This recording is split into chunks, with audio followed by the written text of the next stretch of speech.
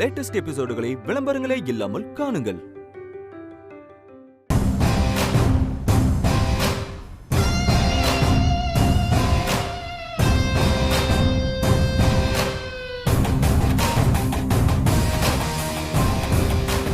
என்ன இவனுங்க இங்க உட்கார்ந்துருக்கானுங்க? சாகர கண்டிஷன்ல இருப்பானுங்க. நீ போய் கடைசியா ஒரு வாட்டி முகத்தை பார்த்துக்கோன்னு சொன்னோம். Ready rascal, ஏமாத்திட்டோம்.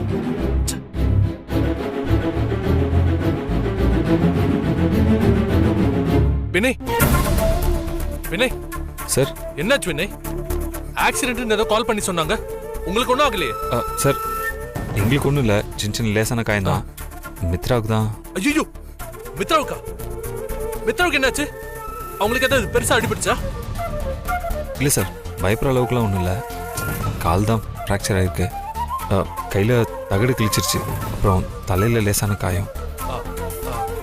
ஏதோ கடவுள் புண்ணியத்தில் அதிர்ஷ்டவசமாக உயிர் தப்பிச்சிட்டோம் sir.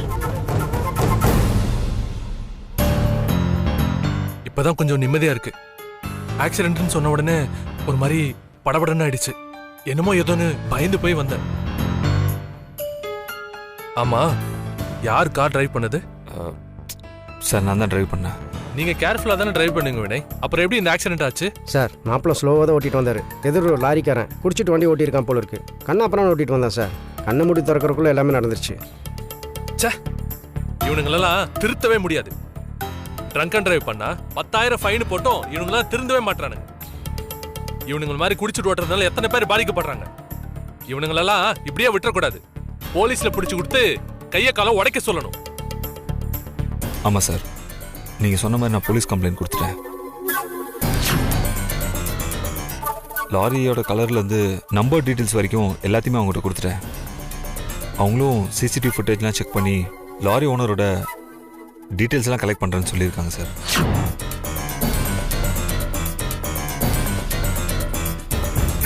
Very good Vinay, very good. Police கிட்ட இருந்து அவங்களால தப்பிக்கவே முடியாது. மித்ராவனை போய் பார்க்கலாமா? பார்க்கலாம் சார். சரி, நான் பார்த்துட்டு வந்துடுறேன். குட்டி மாப்பிள்ள வலிக்குதா? ஒன்றும் இல்லை. வா, உட்கார் உட்கார் உட்கார்.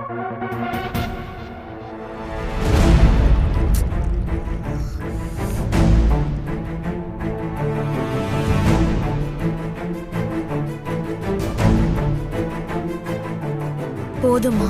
போதும். என்னம்மா, கொஞ்சம் குடிமா. மித்ரா, என்னாச்சு மித்ரா? பாவி பசங்க இப்படி பண்ணிட்டு போயிட்டாங்களேப்பா. யார் செஞ்ச புண்ணியமோ தலைக்கு வந்தது தலைப்பாயோட போயிடுச்சுன்னு சந்தோஷப்பட்டுக்க வேண்டியதுதான். ஆமாமா, நானும் அதான் நினைச்சேன். நல்ல வேலை, பெருசா எதுவும் ஆகல. அது வரைக்கும் நிம்மதி. சார், உட்காருங்க. ஐயோ இல்ல மித்ரா, பரவாயில்ல. நீங்க பேசிட்டு இருங்க, நான் போய் டாக்டரை பார்த்துட்டு வந்துடுறேன். நீங்க ரெஸ்ட் எடுங்க. இன்னும் கொஞ்சம் குடிமா, குடி.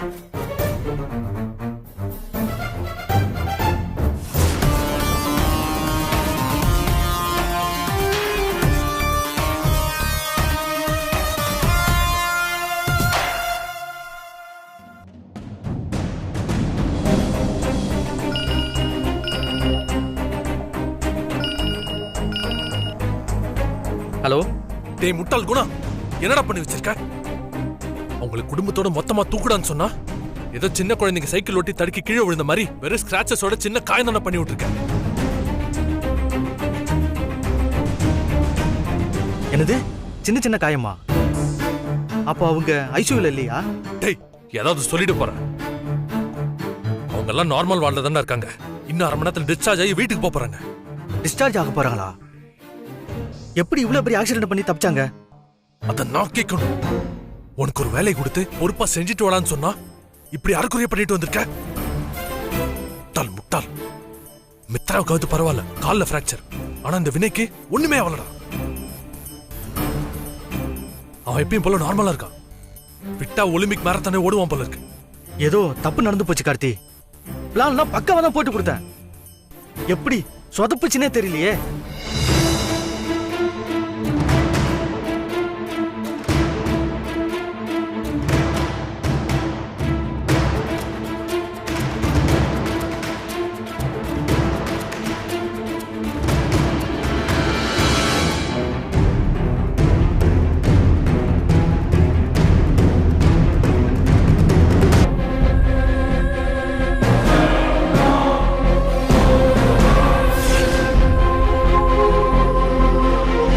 அடுத்த அட்டம்ப்ட்ல பாரு க்ளோஸ் பண்ணிடுறேன். டேய் சொல்லாத செய்.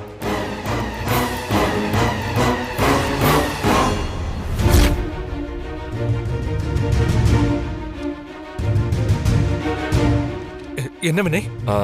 சார் பில் பே பண்ணோம் அதான். சரி கொடுங்க, நான் பண்றேன். இல்லை சார் நானே பண்ணிக்கிறேன், நீங்கள் கூட வந்தீங்கன்னா மட்டும் போதும். சரி வினய், நீங்க போங்க, நான் வரேன். ம் ம்.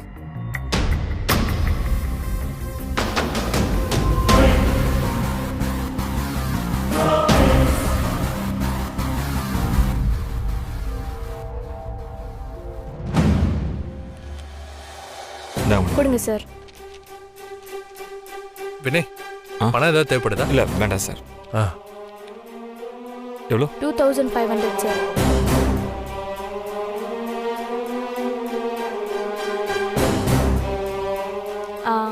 நேரா போய் ரைட் கட் பண்ணுங்க. கேபின்ல டாக்டர் இருப்பாங்க, அங்க கொடுங்க. Okay, thank you. Thank you sir. போலாம்.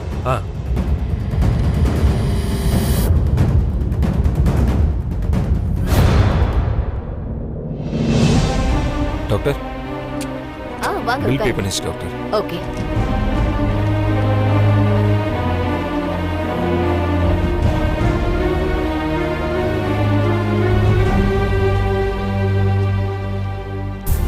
பேஷண்ட் கால்ல ஜவ்வு விட்டு போச்சு, அதனால 1 வீக் நடக்க கூடாது. நல்லா ரெஸ்ட் எடுக்கணும். கொஞ்சம் கேர்ஃபுல்லா பாத்துக்கோங்க. எழுந்து நடந்தாங்கன்னா மறுபடியும் ஏதாவது ப்ராப்ளம் வந்துரும். இப்போதைக்கு பேஷண்ட் நார்மலா இருக்காங்க. நீங்க இப்பவே டிஸ்சார்ஜ் பண்ணிக்கலாம்.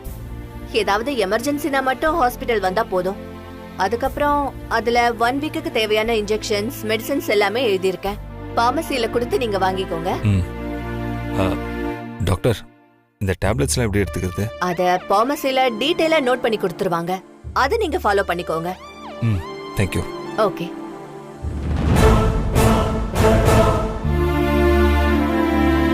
வினய், டாக்டர் என்னப்பா சொன்னாங்க? இப்பயே டிஸ்சார்ஜ் பண்ணி வீட்டுக்கு கூட்டிட்டு போலாம்னு சொல்லிட்டாங்கம்மா. என்ன இது, அதுக்குள்ள வீட்டுக்கு கூட்டிட்டு போக சொல்றாங்க? மித்ரா இன்னும் முழுசா குணமே ஆகலையே. மா, அது டாக்டருக்கு தெரியாதா? டாக்டர் ஒரு விஷயம் சொல்றாங்கன்னா அதை அப்படியே கேட்டுக்கணும். அதுக்கு இல்லப்பா, கட்டு போட்ட ஈரம் இன்னும் காயவே இல்லை. சரியாயிடுச்சு, அதுக்குள்ள வீட்டுக்கு போங்கன்னு சொன்னா எப்படிப்பா? அதுதான்ப்பா தெரியாம கேட்டேன். மா, டாக்டர் டிஸ்சார்ஜ் பண்ணிக்கலாம்னு சொல்றாங்கன்னா முழுசா குணமாயிருச்சுன்னு எந்த அர்த்தமும் இல்லை. ஹாஸ்பிட்டல் வச்சு ட்ரீட்மெண்ட் பார்க்கணும்னு அவசியம் இல்லை, வீட்டுக்கு கூட்டிட்டு போயிடுங்கன்னு அர்த்தம். புரியுதா? அப்படியா? சரிப்பா, நம்ம வீட்டுக்கே கூட்டிட்டு போயிடுவோம்.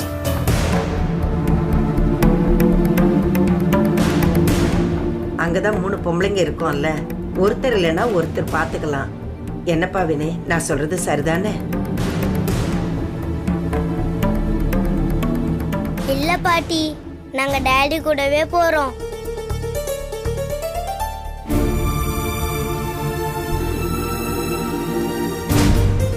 ரெண்டு நாள் தான் டாடி கூட இருப்போம்னு சொல்லிட்டு இப்போ டாடி கூட போகாம இருந்தா அப்போ நாங்க எப்போதான் டாடி கூட இருக்க முடியும்? என் மம்மிய டாடி நல்லா பாத்துக்குவாரு. ஏன் டாடி, நீங்க மம்மிய நல்லா தானே பாத்துக்குவீங்க?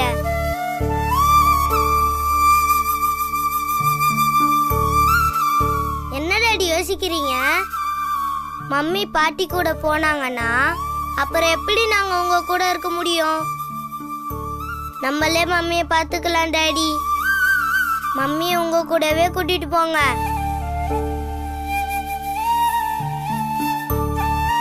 சரிடா, உங்க அம்மாவை வீட்டுக்கு கூட்டிட்டு போய் உடம்பு சரியானதும் திரும்பவும் உங்க டாடி வீட்டுக்கே கூட்டிட்டு போயிடலாம். இல்லைம்மா, நான் மித்ராவை என் வீட்டுக்கு கூட்டிட்டு போய் பார்த்துக்கிறேன்.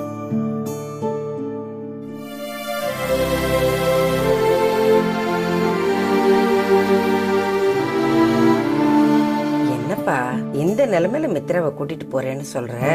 பொம்பளைங்க யாருமே இல்லாம அவ ரொம்ப சிரமப்படுவாப்பா. இல்லைம்மா, ஏற்கனவே நாங்கள் உங்களுக்கு நிறைய சிரமத்தை கொடுத்துட்டோம். இதில் இந்த நிலைமையில அவர் வந்து கஷ்டத்தை கொடுக்க விரும்பல. அதாம்மா. நீ என்னப்பா சொல்ற? நீ எப்படிப்பா பார்த்துப்ப? வேலை வேலைக்கு சமைச்சு கொடுக்கணும், சுடுதண்ணி வச்சு கொடுக்கணும், துணி எல்லாம் துவைச்சு போடணும். ஆம்பளை நீ ஒத்த ஆளை எப்படிப்பா பார்த்துக்க முடியும்? இல்லைம்மா, அதெல்லாம் நான் பார்த்துக்கிறேம்மா. கூடவே மாம்சம் இருக்காரு, அது இல்லாமல் அக்கம் பக்கத்துலேயும் நிறைய பேர் இருக்காங்க. நாங்கள் எப்படியா சமாளிச்சுக்கிறோம்மா, ஒன்றும் பிரச்சனை இல்லை.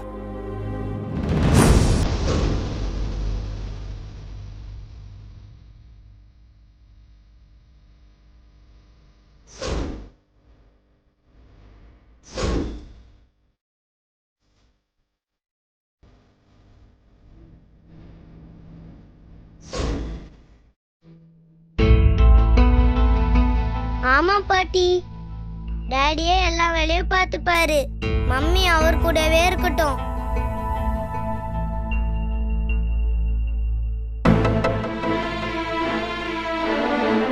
மித்ரா, நீ என்னம்மா நினைக்கிற? மா அவங்கள என்ன கேட்டுக்கிட்டு, அதான் வினய சொல்றாருல பாத்துக்கிறேன்னு. அப்புறம் என்ன, இவ்வளவு நாள் தான் தனியா பிரிஞ்சிருந்தாங்க, இனிமேலாச்சும் ஒன்னா ஒரே வீட்டுல இருக்கட்டுமே. நாம வேணா அப்பப்ப போய் பார்த்துட்டு வந்துக்கலாம். இதே ஊர்ல தானமா இருக்காங்க. நீ சொல்றதும் சரிதான். இவ்வளவு நாள் 2 பேரும் தனியா இருந்தாங்க, இனிமேலாவது 2 பேரும் ஒன்னா வாழட்டும்.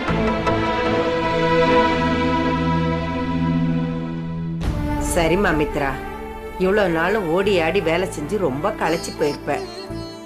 இந்த கால் சரியாகிற வரைக்குமாவது இந்த பாரு, வேலையெல்லாம் பார்க்காம அமைதியா படுத்திருக்கணும். என்ன என்னப்பா வினய், இவ ஒரு இடத்துல உட்கார மாட்டா. இவ்வளவு வேலையெல்லாம் பார்க்க விடாம பாத்துக்கோ. என்னப்பா? சரிம்மா. சரி மித்ரா, நாங்க போயிட்டு வரோம். ஏதாவது அவசரம்னா எனக்கு ஃபோன் பண்ணு, நான் ஓடி வந்து பாக்குறேன். என்ன சரியா? பத்திரமா இருந்துக்க. நீங்க பார்த்து பத்திரமா போயிட்டு வாங்க. சரிம்மா. கார்த்தி, பாப்பா போலாமா? பாத்துக்கோ வினய், பத்திரமா பாத்துக்கோப்பா. சரிம்மா. வர வினய். சார்,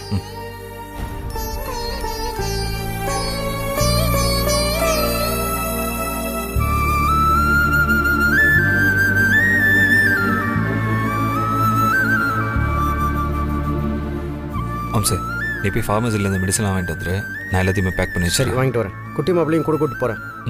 என்ன எழுதியிருக்காரு டாக்டருக்கு எழுத புரிய மாட்டேங்குது. குட்டி மாப்பிள்ளை உனக்கு ஏதாவது புரியுதான்னு பாரு.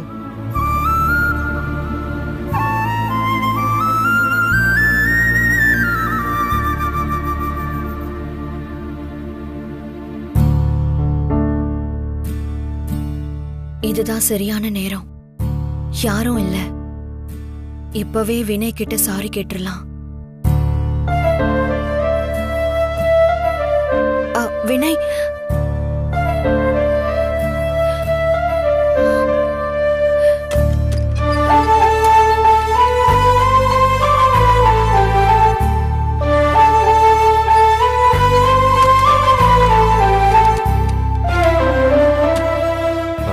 மித்ரா, ஷிஃப்ட் ஆகிக்கிறியா இல்லை ஹெல்ப் பண்ணுமா?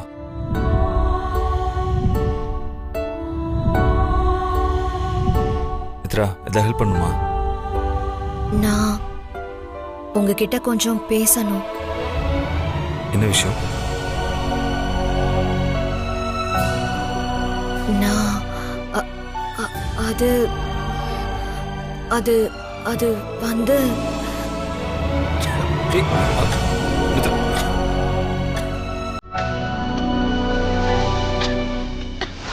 மித்ரா, மித்ரா, கொஞ்சம் தண்ணி குடி. ஒரு நிமிஷம்.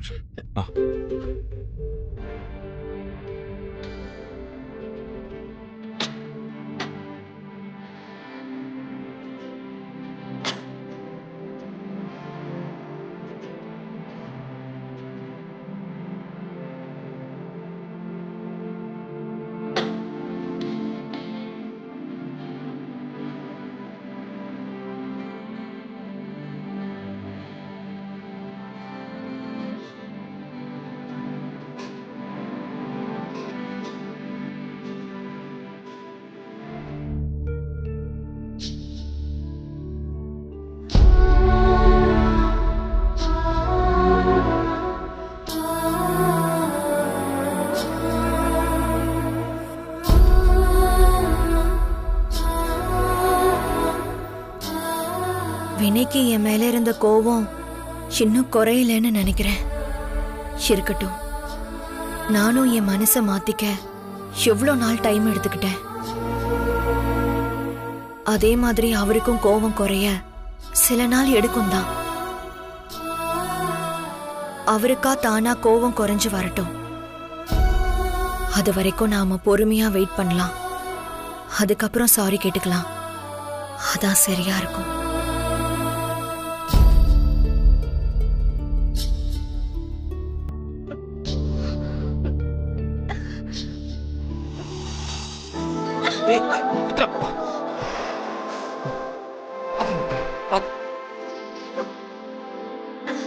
காலத்தை